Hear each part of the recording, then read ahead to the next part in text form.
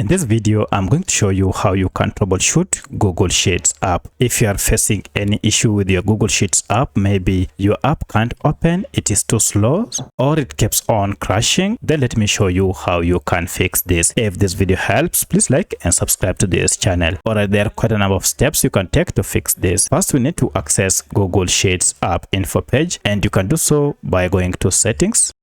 From settings, go to apps. Now under apps, look for all apps or manage apps here. If you tap on this will list all the apps you have on your phone.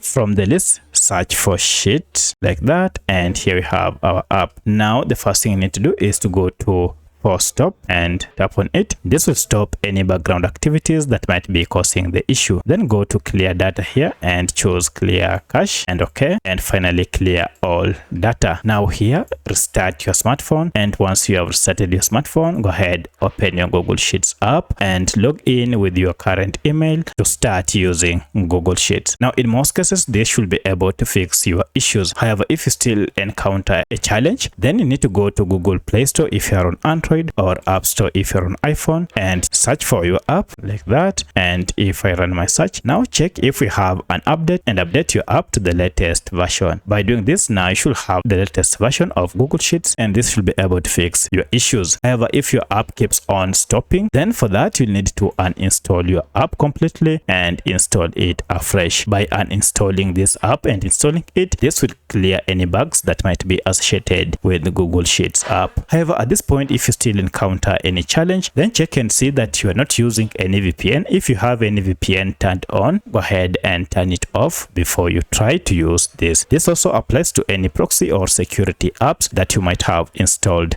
recently. So let me know which of this was able to fix your issue. If you have any other question, kindly let me know in the comment section. Otherwise, thanks for watching, and let's meet in the next video.